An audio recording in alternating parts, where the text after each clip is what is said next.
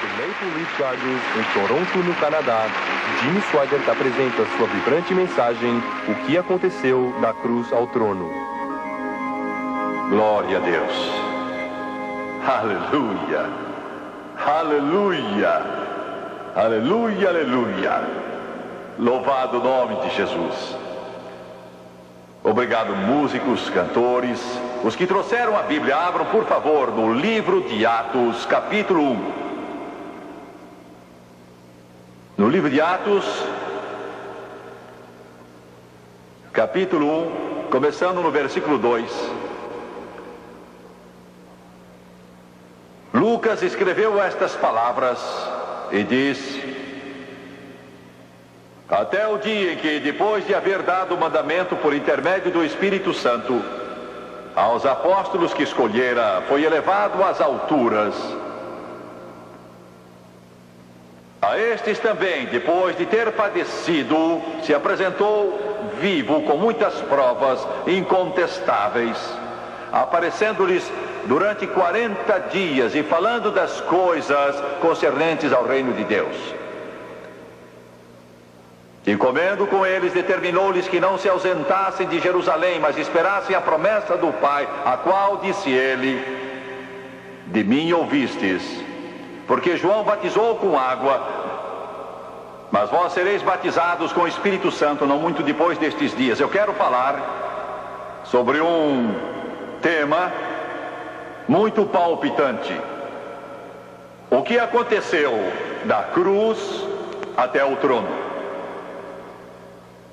Da hora em que Jesus morreu até a hora, 40 dias depois, em que, depois da ressurreição, ele ascendeu do Monte das Oliveiras e voltou à glória. O que aconteceu nestes 40 dias e 40 noites?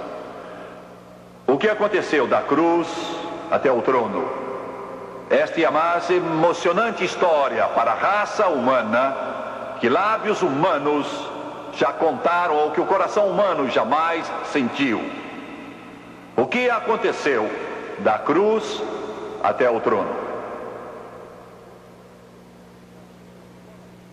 Construímos uma igreja e uma escola bíblica há algum tempo na pequena cidade de Waterloo, bem perto da grande metrópole de Bruxelas, capital da Bélgica. Bruxelas e Waterloo estão interligadas como se fossem uma cidade.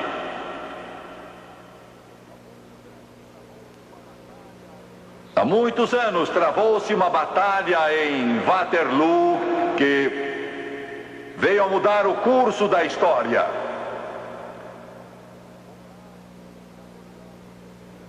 Foi lá que Napoleão enfrentou Wellington,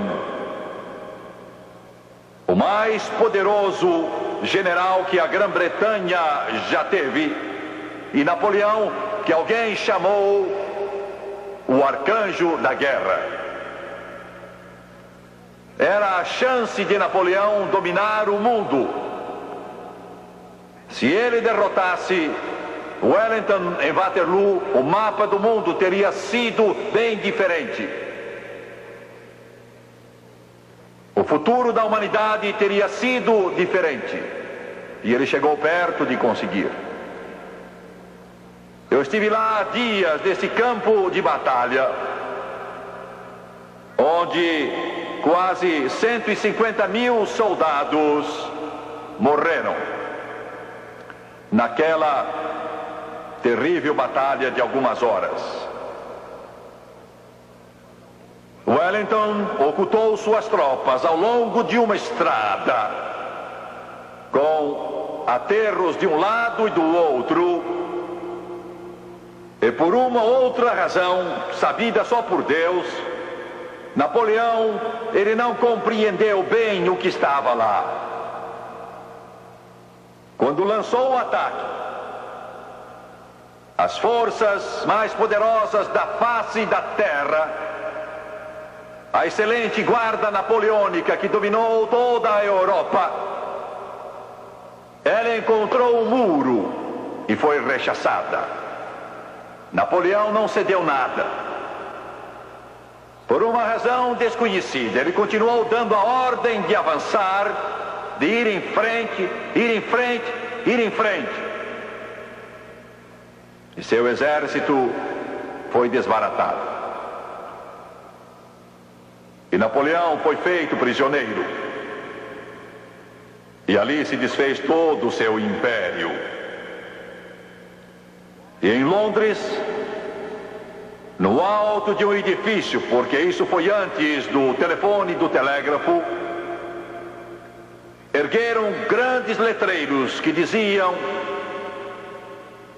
derrota total, mas surgiu um forte nevoeiro e cobriu o letreiro. E então milhares e milhares de londrinos gemeram, choraram, mulheres desmaiaram, pensando que Wellington tinha sido derrotado, mas de repente aquele nevoeiro foi levado pelo vento e o sol começou a brilhar e apareceu o restante da mensagem: derrota total de Napoleão. Há 2000 anos atrás, Satanás resolveu conquistar e dominar este mundo, e a terra estava em jogo. E todos os seus habitantes, todas as crianças que viessem a nascer, tão úteis, tão importantes, tão valiosas, que Jesus disse: uma alma vale mais que o mundo todo. O magno conflito, morte contra a vida, pecado contra a salvação, inferno contra céu, trevas contra a luz, se desenrola em um monte.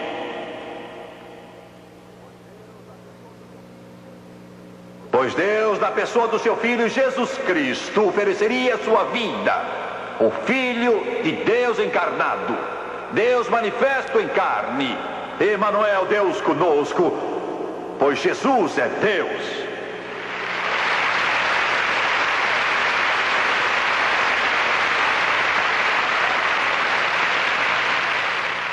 Ele seria pendurado num monte. Ele morreria como ninguém já morreu. Ele sofreria como ninguém nunca sofreu. Ele tomaria sobre si, tornando-se oferta pelo pecado, todos os pecados do homem, para que fôssemos livres. Alguma coisa num criminoso, alguma coisa num assassino, alguma coisa em alguém que é condenado à morte e de repente a pena é suspensa. Não há nenhum drama que se desenrole desta maneira. Eu vi na televisão há pouco tempo atrás 3 homens numa certa penitenciária que eram assassinos, eram culpados, não havia dúvida sobre isso, foram condenados à morte na cadeira elétrica. As câmaras mostraram suas celas, porque algo havia acontecido. Não há pungência, não há drama, não há momento, não há nada que possa representar esta cena. Condenados à morte na cadeira elétrica, mas houve suspensão. O governador do estado disse: eu comuto a pena de morte para a vida. E eu vi esses homens com lágrimas rolando da sua face, se ajoelharem e agradecerem a Deus. Eu nunca os tinha visto em minha vida, não sabia quem eram, mas eu chorei com eles, alegrei-me com eles, chorei com eles. Sabe por quê? Porque há 2000 anos Jimmy Swaggart estava condenado a ir para o inferno e não haveria perdão, não haveria esperança para ele. Mas o Senhor Jesus Cristo comutou a sentença de morte para a vida e tomou o meu lugar e sangrou e sofreu e morreu numa cruz para que eu fosse salvo. Foi o meu maior momento. Os jornalistas podem zombar, Hollywood pode tentar representar isso, mas não podem nem chegar perto daquilo que se deu naquele dia.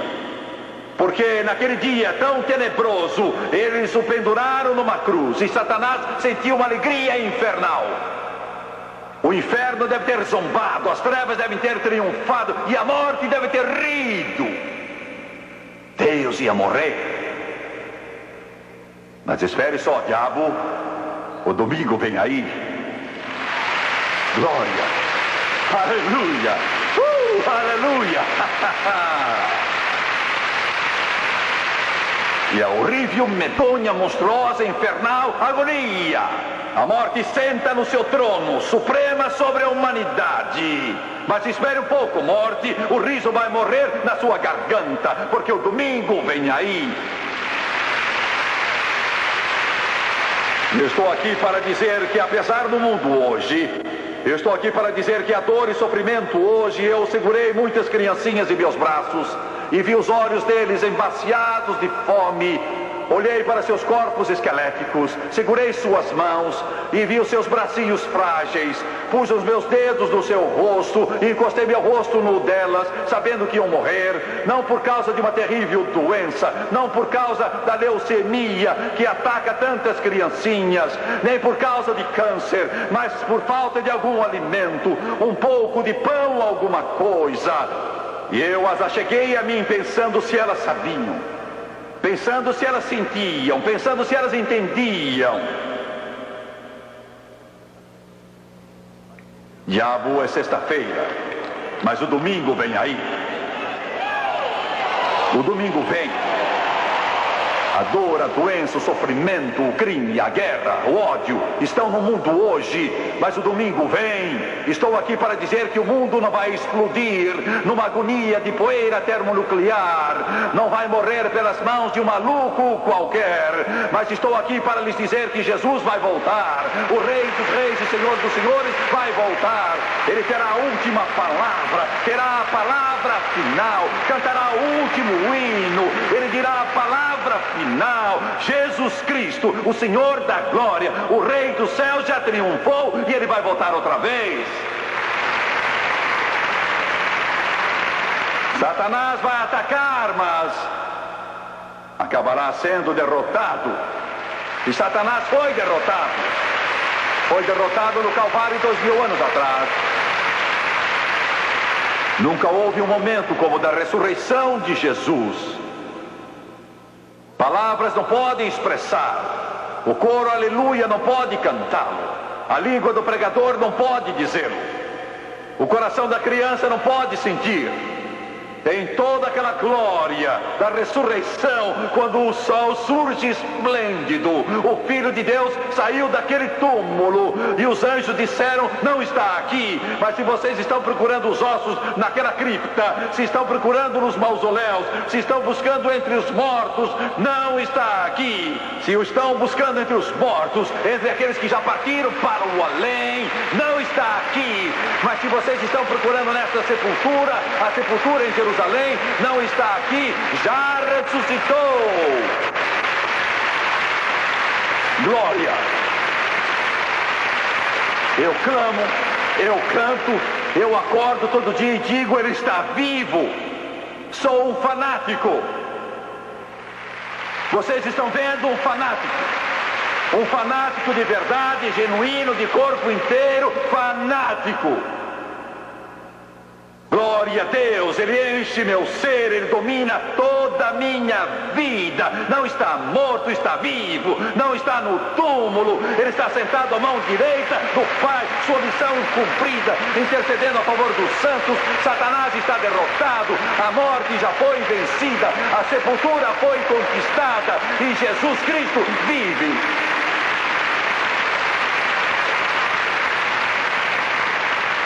Seu pobre jornalista, seu pobre representante da imprensa,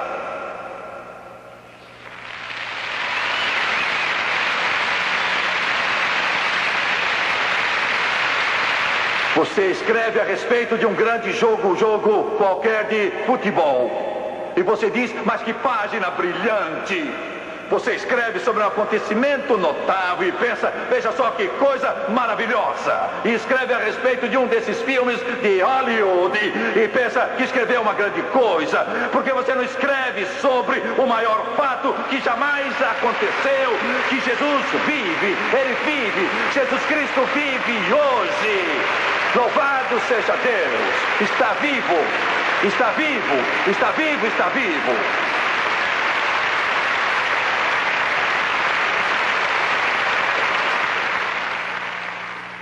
Meu Deus, isso faz você gritar. Isso faz o mundo gritar. Eu não entendo alguns de vocês. Vocês estão aí.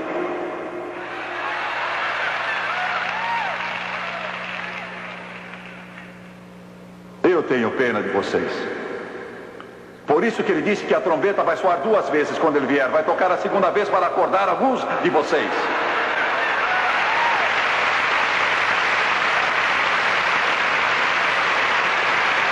Aleluia! Que pensamento! Jesus trouxe salvação perfeita, vitória sem vitória. Ainda que Satanás ataque, a graça de Deus nunca falha. Vitória sem vitória. Pois bem, esta é a introdução da minha mensagem.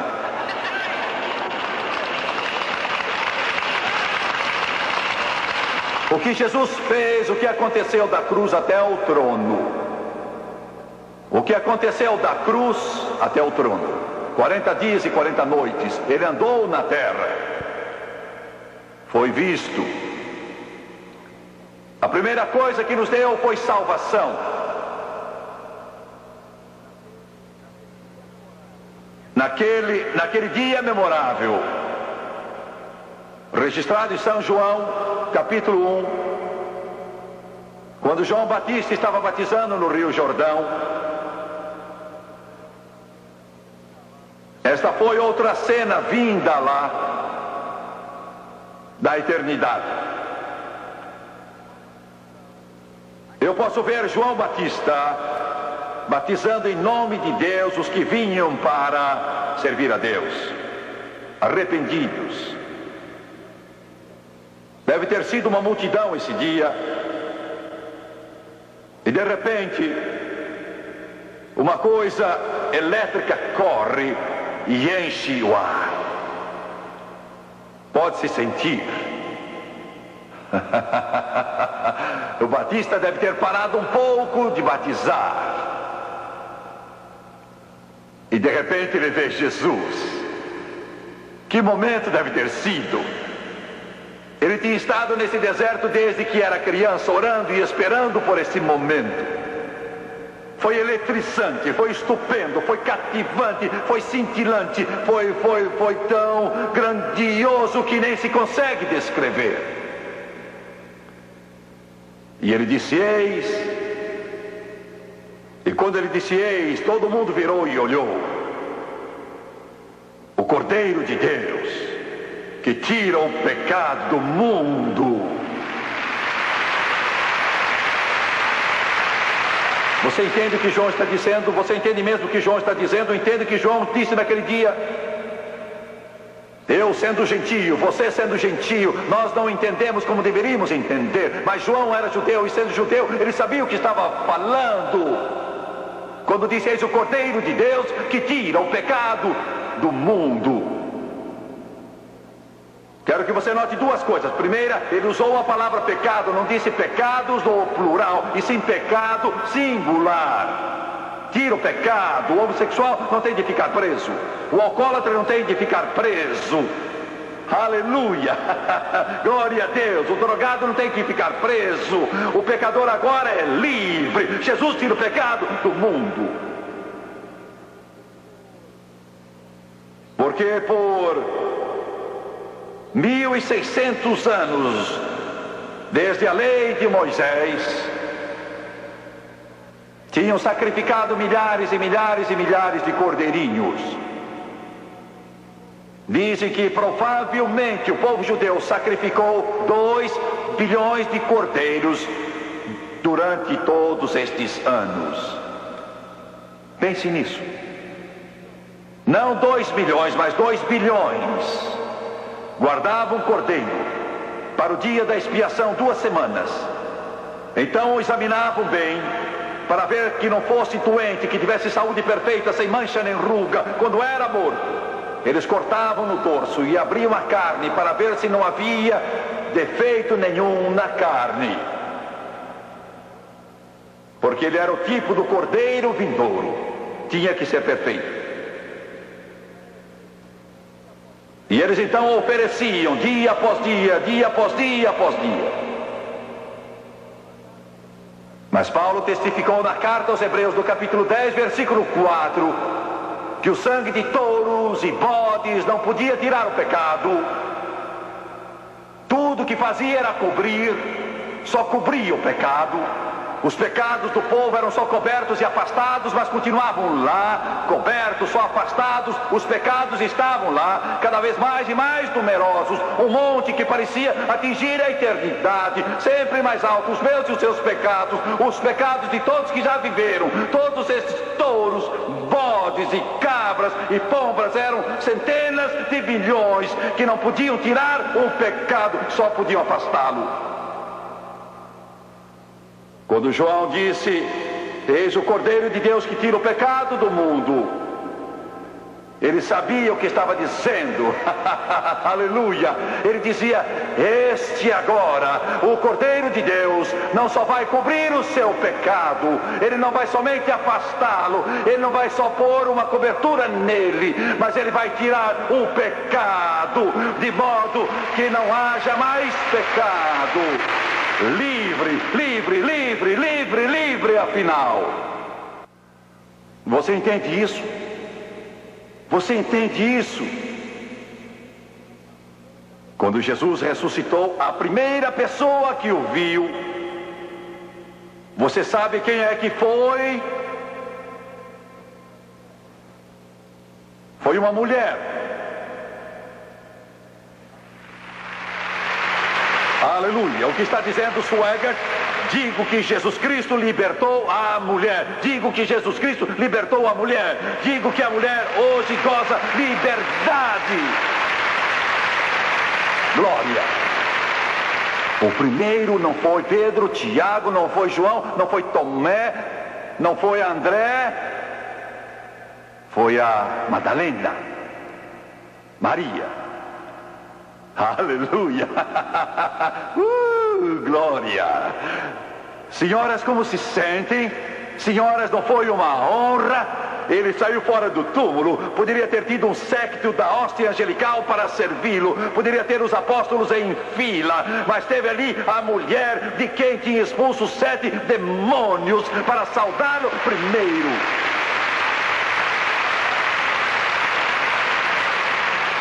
E com isso diz: seja quem você for, ele pode mudá-lo.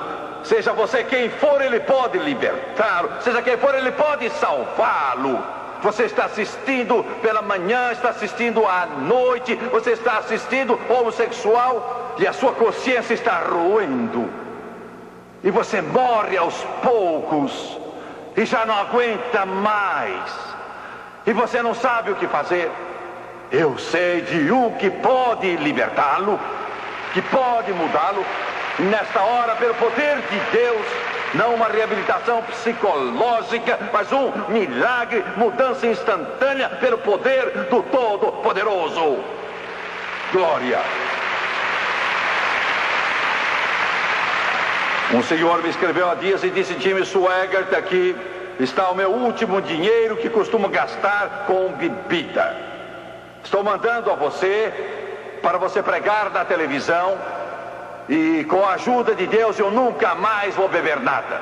Eu já esbanjei 10 fortunas, estou arruinado, mas pedi que Jesus me viesse salvar. Você treme, sofre de delirium tremens, mas Ele pode libertá-lo agora, agora mesmo, miraculosamente agora.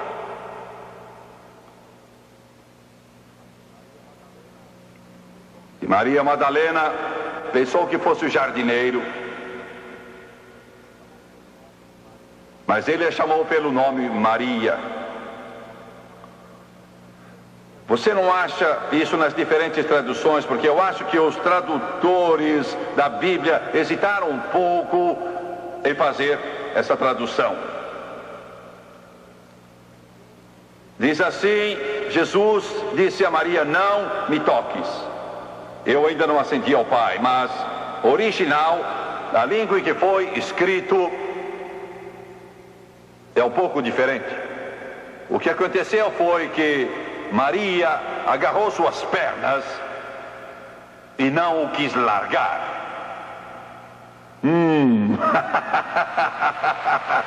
Glória! Eu não a culpo. E então o original diz que ela segurou Jesus Cristo. Ela segurou com força. Meu Senhor estava no túmulo, mas agora vive. Ele está aqui, eu não vou soltá-lo. Aleluia, aleluia, glória a Deus. Aleluia, aleluia, aleluia, aleluia. E disse Maria: deixe que eu vá, porque tenho que ir para a glória e lá oferecer meu sangue no propiciatório. Tenho que ascender a meu Pai, seu Pai, e vou penetrar no Santo dos Santos, e vou levar o meu sangue que derramei no Calvário, e vou oferecê-lo no propiciatório. Você precisa me largar, Maria. Glória a Deus, não culpa Maria. Este Jesus a quem sirvo não é uma palavra vazia, não é um nome para um hino, não é molde para uma estátua. Ele vive, Ele me libertou, mudou meu coração, mudou minha vida. Sim, sou fanático por Ele, sim, sou um pouco maluco por Ele. Não culpo Maria Madalena.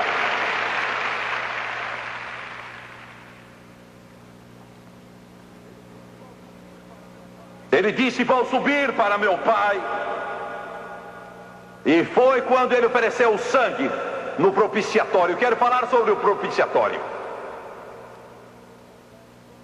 Deus instruiu Moisés quanto ao propiciatório. Bezalel construiu.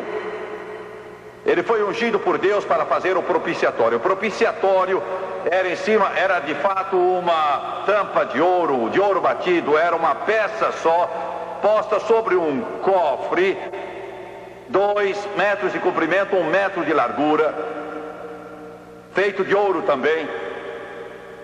Nesse cofre estavam a vara de Arão que floresceu, o pote de maná e o decálogo, os 10 mandamentos. No propiciatório havia 2 querubins com as asas estendidas por sobre ele, tocando um ao outro, com a face voltada para o propiciatório, feito de ouro batido, toda uma peça de ouro só.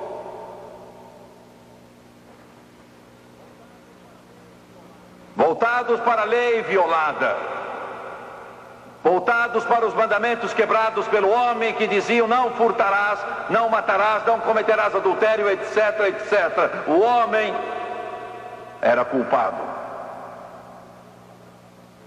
E os querubins olhavam para a lei através do propiciatório, que representa graça. Aleluia, como diz o hino: gastei anos na vaidade e orgulho, desprezando o Senhor crucificado, não sabendo que por mim morrera no Calvário. E o coro que diz: a graça foi grande para mim, o perdão me foi revelado e a minha alma achou a liberdade no Calvário. Aleluia. E uma vez por ano o sacerdote entrava, oferecia o sangue daquele cordeiro no propiciatório, para afastar os pecados do povo. E Jesus então ia oferecer o seu sangue perfeito, puro, limpo, incontaminado, no propiciatório do céu, no lugar santo. Estávamos em uma reunião em Washington com muitos oficiais do governo. Uma TV estava lá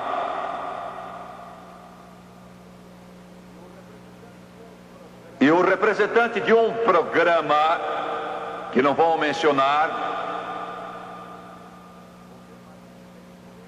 Vou ter mais respeito por ele do que ele revelou pelos outros. Ele perguntou a um pastor que estava presente: vocês dizem que tem de aceitar Jesus para ser salvo? Ele disse sim. Ele disse: bem, você não concorda que somos todos irmãos? Os budistas foram a Deus, os mormons adoram a Deus, os hindus adoram a Deus, os judeus adoram a Deus, vocês cristãos adoram a Deus, todos somos irmãos, todos somos filhos de Deus.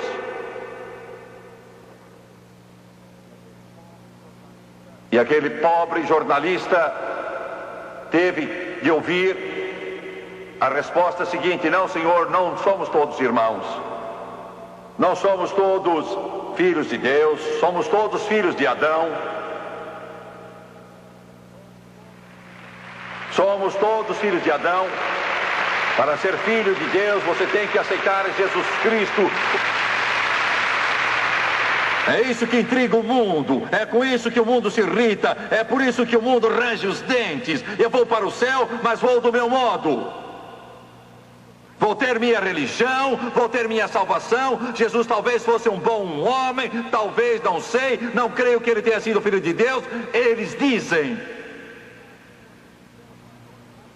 não posso aceitar sua religião, pastor, amigo, não é minha. Ela vem desse livro.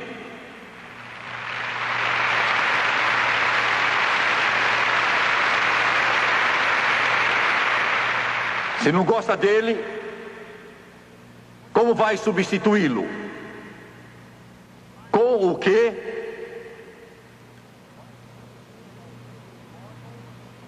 Vai substituí-lo com o livro de Mormons? Vai substituí-lo com o livro de algum filósofo moderno, talvez? Com o que vai substituí-lo? Não há nada como este livro. É a palavra de Deus. Louvado seja Deus. Quando o mundo se desfizer e as trevas se espalharem, este livro continuará. Porque é a palavra do Todo-Poderoso.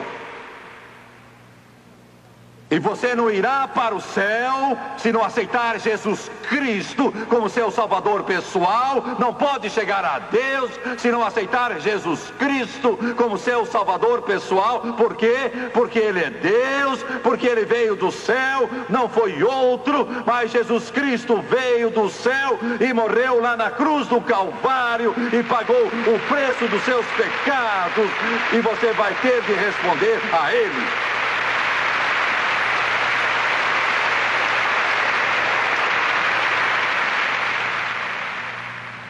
Eu nasci como filho de Adão, mas me tornei filho de Deus.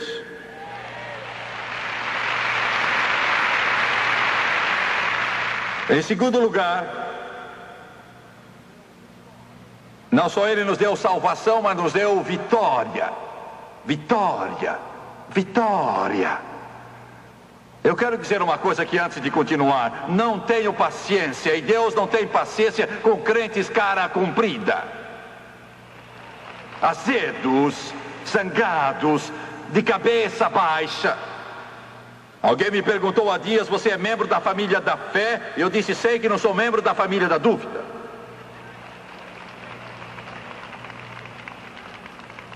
Ele trouxe salvação à sua vida, Ele deu vitória.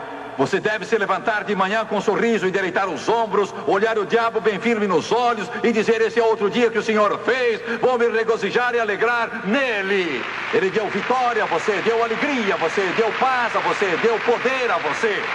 Vitória, vitória, vitória.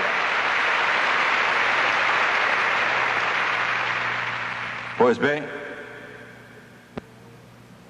a Bíblia diz que Jesus desceu até o inferno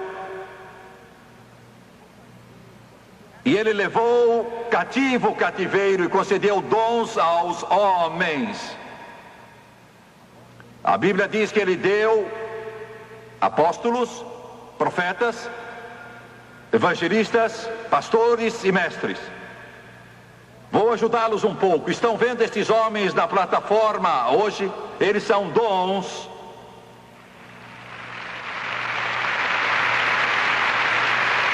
São dons de Deus para vocês. Eles são dons. Eles são tão importantes que é bem difícil descrevê-los. Ele deu dons aos homens, apóstolos, profetas, evangelistas, pastores e mestres. Os jornalistas dizem: por que é que você diz as coisas que diz? Quem lhe deu o direito de dizê-las? Oh, gosto quando perguntam. Sou um evangelista. Eu sou um desses dons. Sou um evangelista.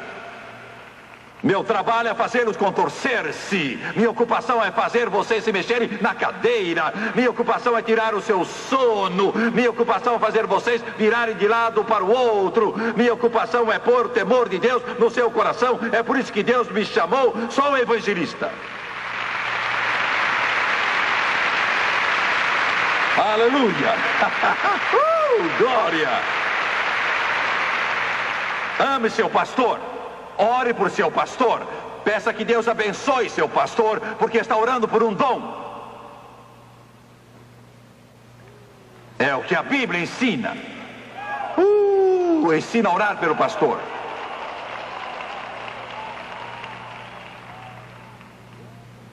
Agora, o homem caiu.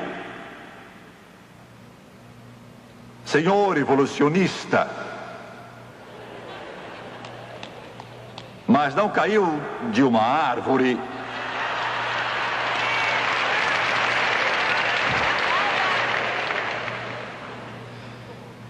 A maior mentira, a mais tola e absurda que jamais foi contada foi a mentira sobre a evolução.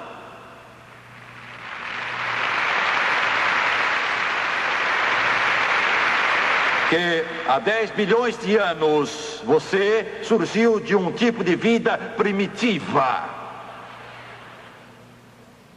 E você ficou nadando no oceano por 1 bilhão de anos e afinal chegou a uma praia.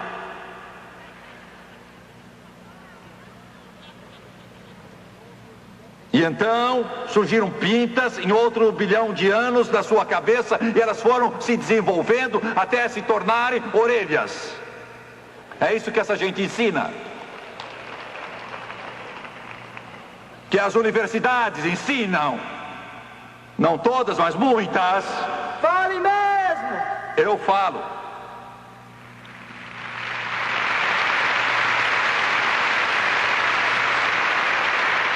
E outra pinta na frente, buscando a luz, e se tornou os olhos. E outra 5 bilhões de anos mais tarde, que se desenvolveu em mais de 1 milhão de anos e acabou ficando finalmente uma perna. Oh, agora pode mover-se.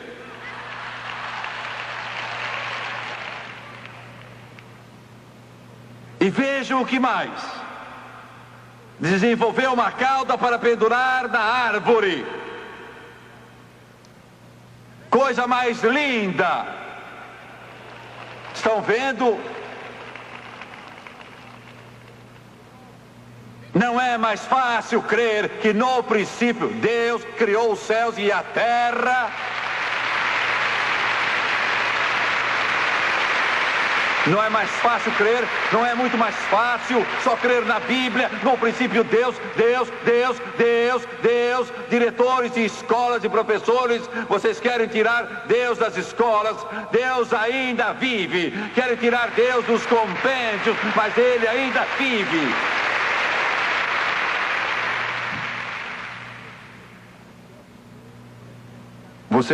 Você quer me ver ficar zangado mesmo?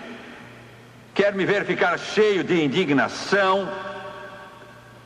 É ver um velho qualquer que nem consegue achar a porta, dizer: as crianças não podem fazer oração na escola.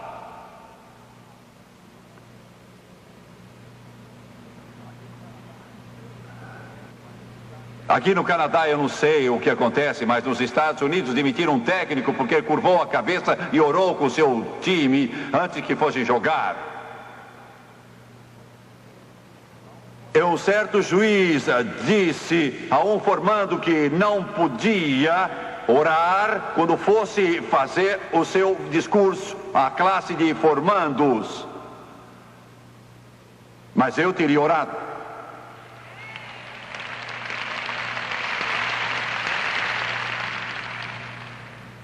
É isso de modo furtivo. Eu diria: ó Deus, dizem que eu não posso falar contigo.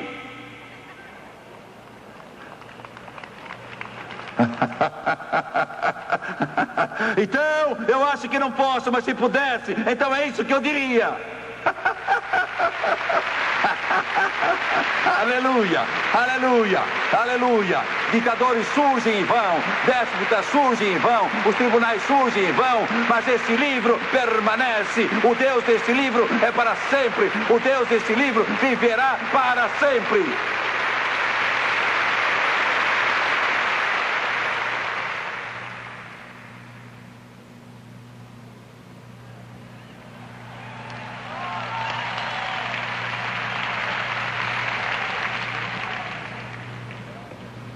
Alguns dos jornalistas dizem: será que aquilo é água?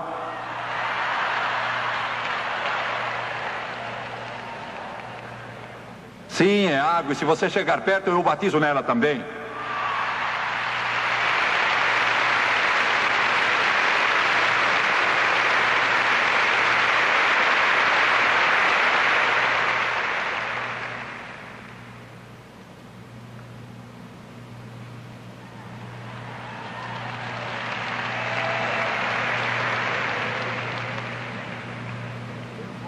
Eu gosto deles.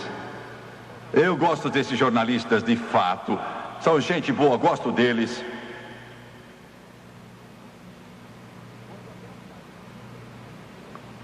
Quando Adão caiu, ele perdeu esperança, amor, fé e segurança. Desespero substituiu esperança, medo substituiu amor, dúvida substituiu fé, preocupação substituiu segurança. O homem se envolveu na dúvida, desespero, medo, aflição. Quando Jesus ressuscitou, eis o que ele fez, o que aconteceu desde a cruz ao trono. Quando ele ressuscitou em suas aparições, 10 aparições ao que saibamos, a Bíblia nos fala delas, mas só conta o que aconteceu em diversas dessas aparições. Os outros silenciaram. Quando Jesus apareceu a Maria Madalena, como mencionei faz pouco, ela estava tomada de desespero. Deus estava morto, mas ele o substituiu pela esperança, e o homem a recuperou. Quando apareceu aos discípulos, a Bíblia diz que estavam reunidos com medo. Lemos em São João. Mas ele substituiu o medo pelo amor, dizendo: não temais. Glória a Deus. A terceira vez que ele apareceu foi a Tomé, pobre Tomé. Dúvida, dúvida, dúvida. Disse: eu não crerei enquanto eu não puser a mão na ferida do seu lado, em suas mãos. Ele apareceu a Tomé e disse: venha cá. Vamos, Tomé, toque-me. Tomé caiu aos seus pés. Ele foi o primeiro a dizer-lhe: Senhor meu e Deus meu. Ele substituiu dúvida por fé. No mar da Galileia, Jesus apareceu aos discípulos de novo. Bem cedo de manhã pescaram a noite toda, mas não pegaram nada. Aflitos, tristes, que faremos? E ele disse: filhos, apanhastes alguma coisa? Disseram: pescamos a noite toda, não pegamos nada. Ele disse: lançai a rede do lado direito do barco. Eles a jogaram e, céus, puxaram 153 peixes. Estavam na rede, tantos que ela se rasgou, e um dos discípulos olhou para ele e disse: é o Senhor.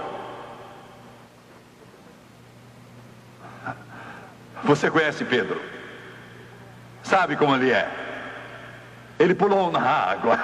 A glória! Pulou na água. Não o culpo, eu teria seguido se estivesse lá.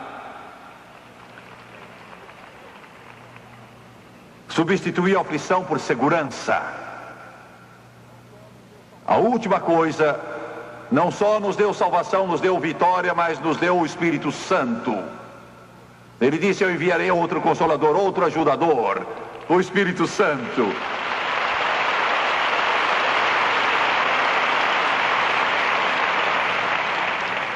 Igreja, o Espírito Santo é o segredo.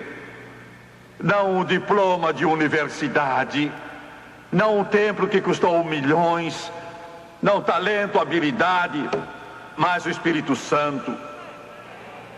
O Espírito Santo. Quando eu era menino de 8 anos, minha avó foi cheia do Espírito Santo. Fazia pouco tempo eu ia lá, mesmo que o meu pai me proibisse e dissesse: não vá, se for apanha.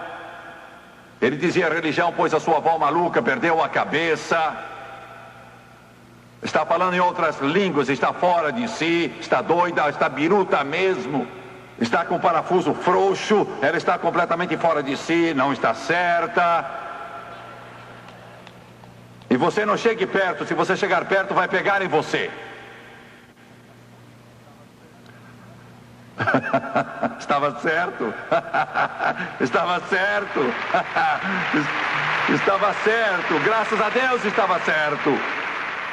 E eu ia lá 3 vezes ao dia. Foi durante o verão, eu estava de férias, e eu me sentava, não consigo agora, mas cruzava as pernas, à moda dos índios.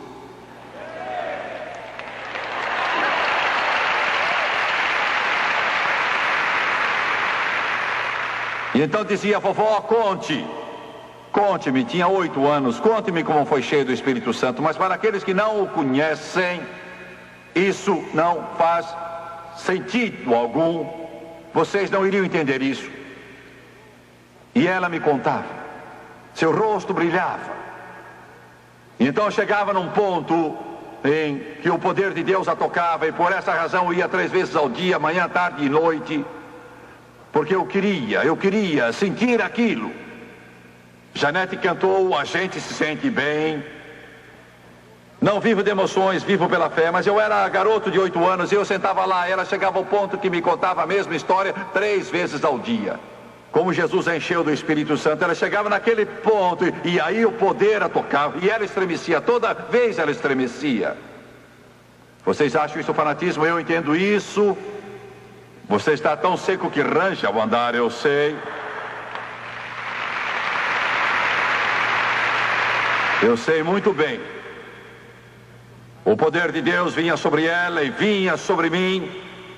O meu cabelo arrepiava, o calafrio passava pelo meu corpo. Eu queria tanto ter a mesma coisa. Meu pai estava certo, ele disse: isso pega, e pegou em mim. Ele nos deu salvação, Ele nos deu vitória, nos deu o Espírito Santo. Quando meu pai se converteu, eu nunca me esquecerei naquela noite. Eu tinha 5 anos, mas eu sabia que algo maravilhoso acontecera. Não há nada como isso, não há palavras para descrever. Ainda vejo na minha mente, está impresso indelevelmente no meu coração.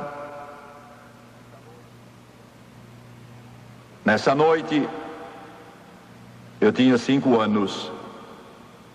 Meu pai, 24.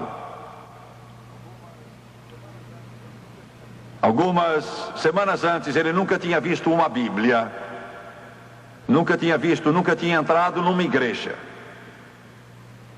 Encurtando a história, que prazer eu senti naquele dia em que me converti. E agora eu sinto seu amor, segurança e paz, fervor.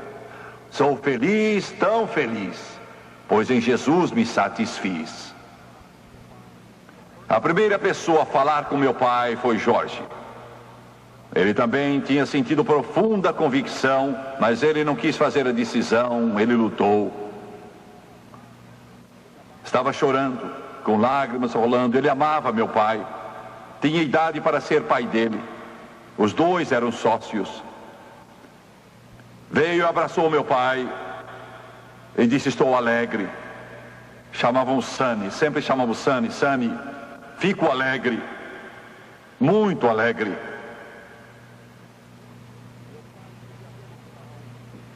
Meu pai queria vê-lo salvo, mas Jorge não se decidia. Pegou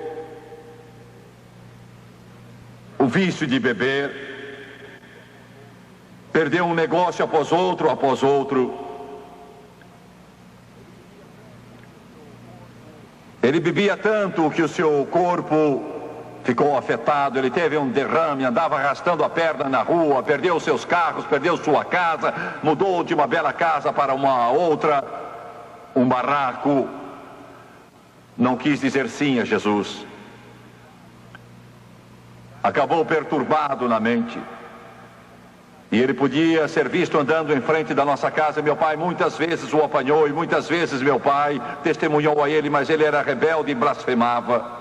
Lembro-me quando o filho dele morreu. Eu lembro dessa criança, cabelos encaracolados. Jorge o amava. Era a única coisa que lhe sobrara. Eu lembro daquela casa pequenina e me lembro do caixão, me lembro do menino naquele caixão com 4 anos e os seus cabelos bem pretos.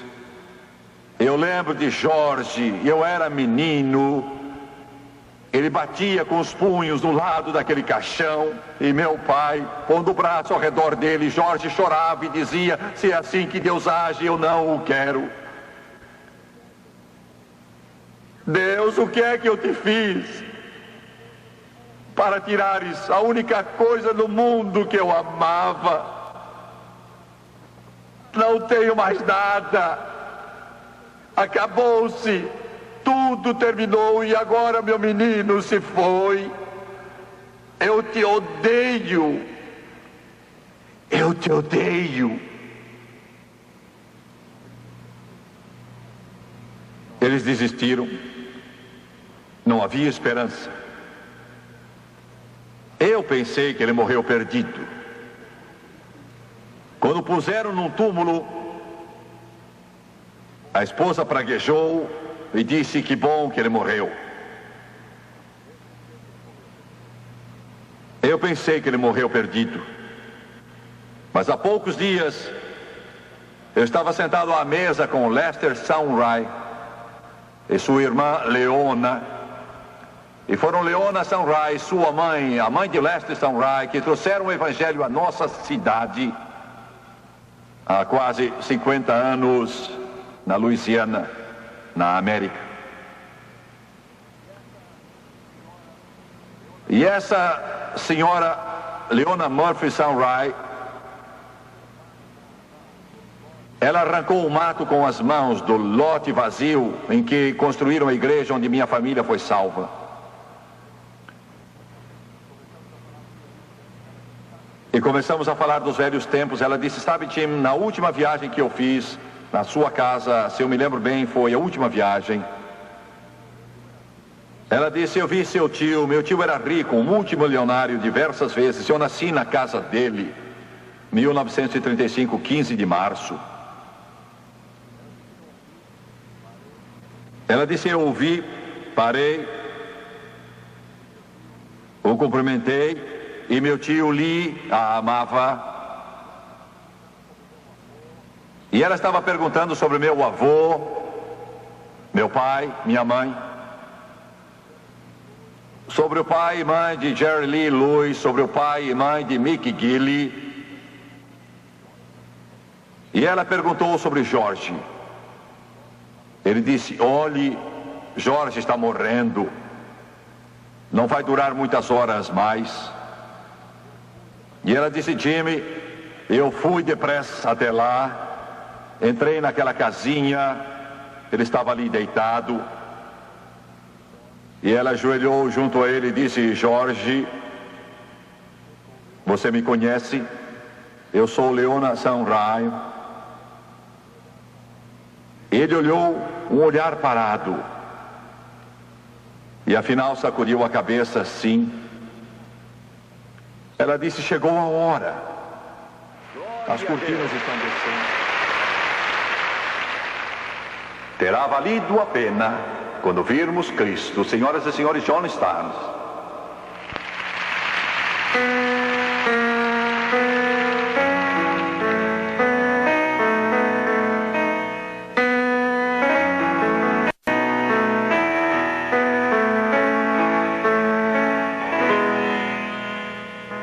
Sometimes the day seems long and our trials are hard to bear. We're tempted to complain, to murmur and despair, but there is one in heaven who knows our every care. Let Jesus solve your problem. Just go to Him in prayer.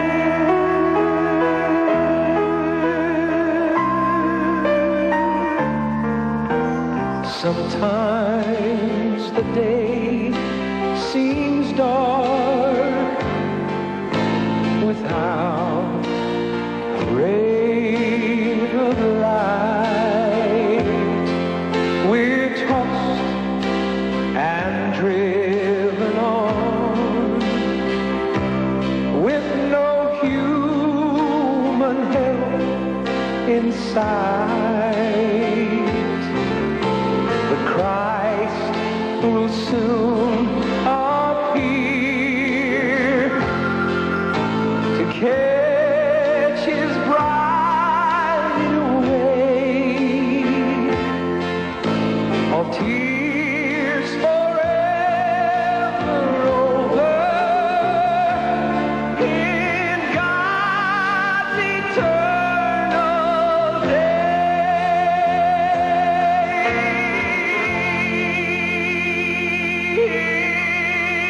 It will be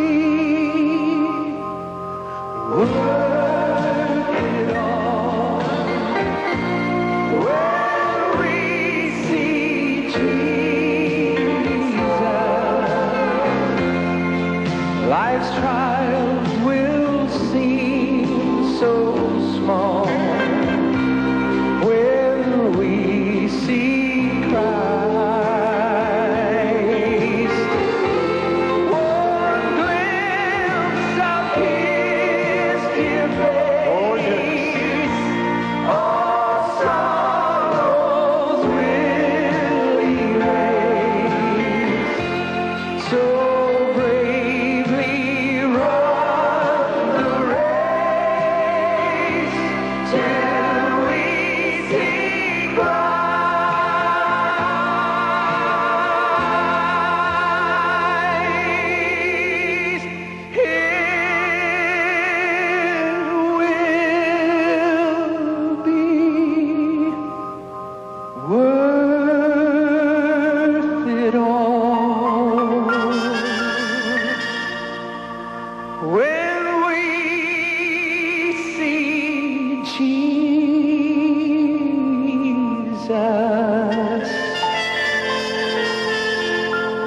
Life's trials will seem so small when we see Christ. One glimpse of